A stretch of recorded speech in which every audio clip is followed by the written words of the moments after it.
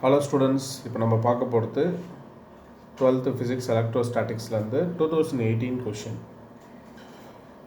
A toy car with charge Q moves on a frictionless horizontal plane surface under the influence of uniform electric field E. ஒரு toy car, அதோட charge Q ஒரு frictionless horizontal plane சர்ஃபேஸில் uniform electric ஃபீல்டால் move ஆகுதுன்னு வச்சுக்க சொல்கிறாங்க. Due to the force QE, its velocity வந்து increases from 0 meter per second to 6 meter per second in 1 second duration. ஒரு செகண்டில் velocity 0 meter per secondலேருந்து 6 meter per second ஆகுது. At that instant, the direction of field is reversed. Field உடனே reverse பண்ணியாச்சு. அப்படின்னா the car continues to move for 2 more seconds. அடுத்த 2 second move ஆகுதுன்னு அர்த்தம். Under the influence of field. இப்போ field வந்து reverse ஆயிடுச்சு அப்படின்னா ஆக்சலரேஷன் வந்து ரிவர்ஸ் டைரெக்ஷன் ஞாபகம் வச்சுக்கணும். அது பேர் தான் ரீட்டார்டேஷன் பேர். The average velocity and average speed of toy car between 0 3 seconds are அப்படின்னு கேட்குறாங்க. ஸோ இது ஒரு கிராஃபிக்கல் ரெப்ரசன்டேஷனாக நம்ம பார்ப்போம். எப்படின்னா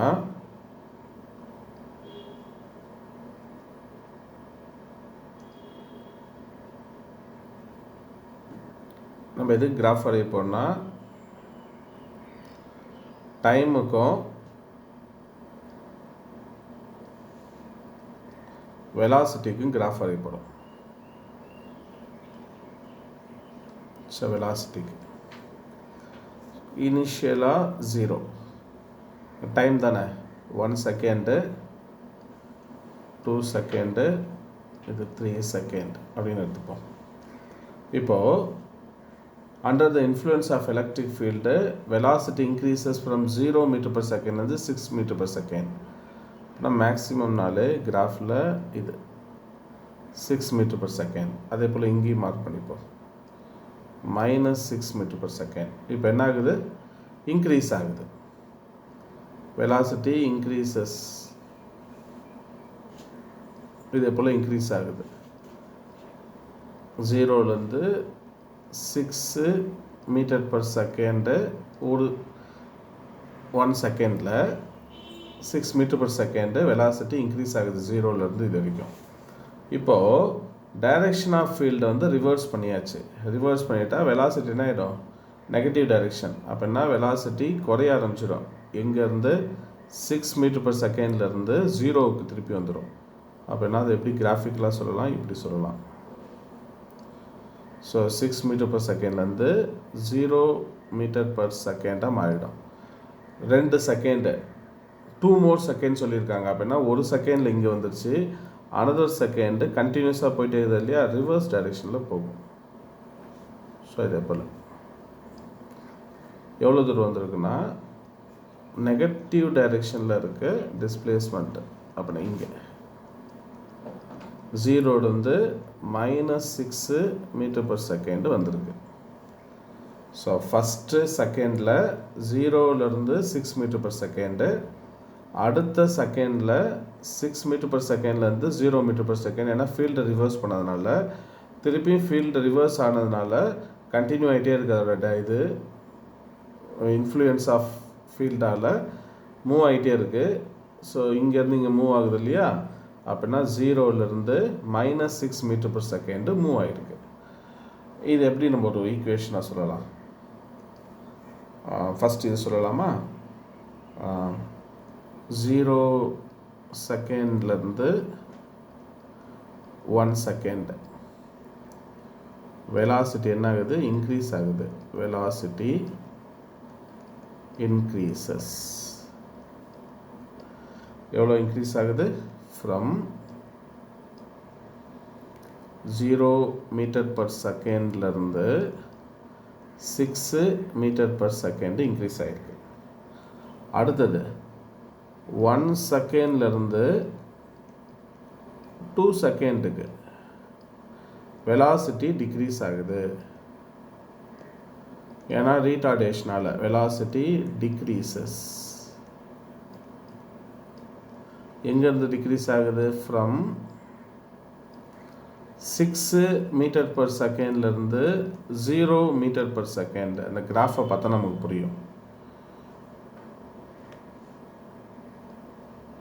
6 மீட்டர் பர் செகண்ட்லேருந்து ஃபஸ்ட்டு இப்போ முன்னாடி பார்த்தது இந்த போர்ஷனு, இப்போ எழுதுறது இந்த பார்ட். 6 மீட்டர் பர் செகண்ட்லேருந்து 0 மீட்டர் பர் செகண்ட். அடுத்தது பட் கார் என்ன ஆகிட்டே இருக்குது, ஃபார்வர்ட் ஆகிட்டே இருக்குது. But car forward direction, forward ஆகிட்டே இருக்கு இல்லையா, ஃபார்வர்ட் டைரெக்ஷன். இப்போது 2 செகண்ட்லேருந்து 3 செகண்டுக்கு போகுது. இப்போ வெலாசிட்டி வந்து இன்க்ரீஸ் ஆகுது நெகட்டிவ் டைரெக்ஷனில். Velocity increases in negative direction, ப்ராக்கெட்டில் போடுவோம், நெகட்டிவ் டைரெக்ஷனில். ஓகே, எவ்வளோ தூரம் இன்க்ரீஸ் ஆகுது? From 0 metre per second to -6 metre per second. இதுதான் கீ பாயிண்ட்டு. இப்போ ஆக்சலரேஷன் கண்டுபிடிப்போம். ஸோ ஆக்சலரேஷன் என்னது? A equal to general equation of மோஷன்லேருந்து கண்டுபிடிக்கலாமா? V minus U divided by T. Velocity வந்து 6, இனிஷியலாக வந்து 0வாக இருக்கும், டைம் வந்து 1 செகண்ட். அப்போனா ஆக்சலரேஷனு 6 மீட்டர் பர் செகண்ட் ஸ்கொயர். இப்போது ஃபார் டைம் வந்து 0 செகண்ட்லேருந்து 1 செகண்ட் இதில் டிஸ்பிளேஸ்மெண்ட்டு நம்ம கண்டுபிடிக்க போகிறோம். அப்படின்னா அந்த டிஸ்பிளேஸ்மெண்ட்டு ஃபஸ்ட்டு டிஸ்பிளேஸ்மெண்ட்டு S1 எடுத்துக்கலாமா? So S1 equal to general formula ut plus of AT square.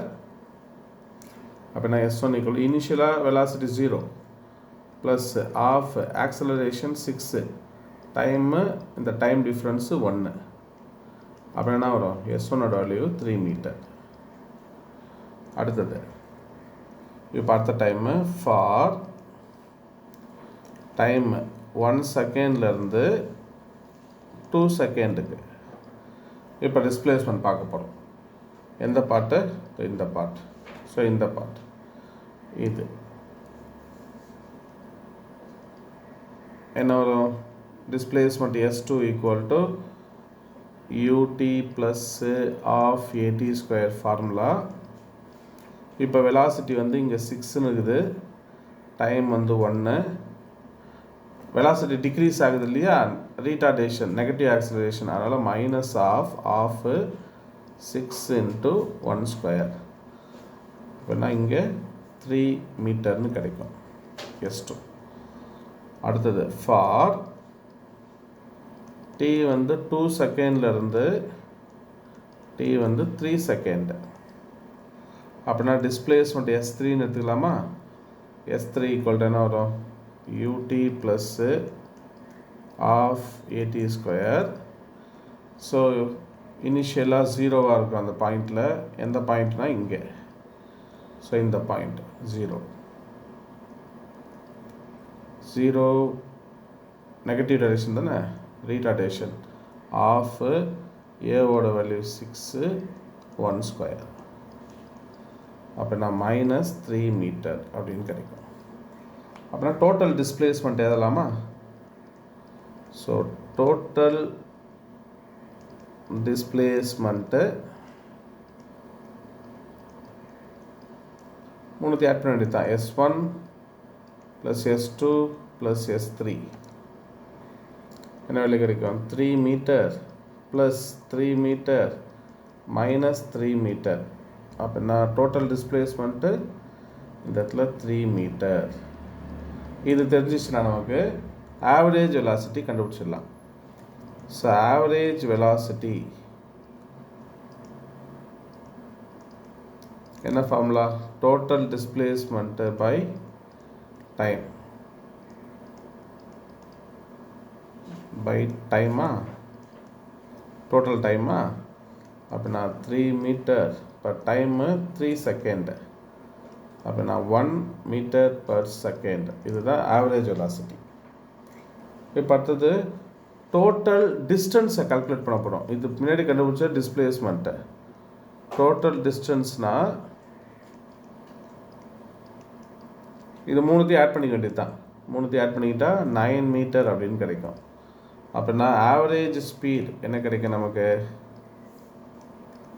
Average ஸ்பீடுனா total distance by time. Total distance என்னது? 9 மீட்டரு பை டைமு 3 செகண்ட். அப்படின்னா 3 மீட்டர் பர் செகண்ட். அப்படின்னா average velocity 1 metre per second, average speed 3 metre per செகண்டுன்னு அர்த்தம்.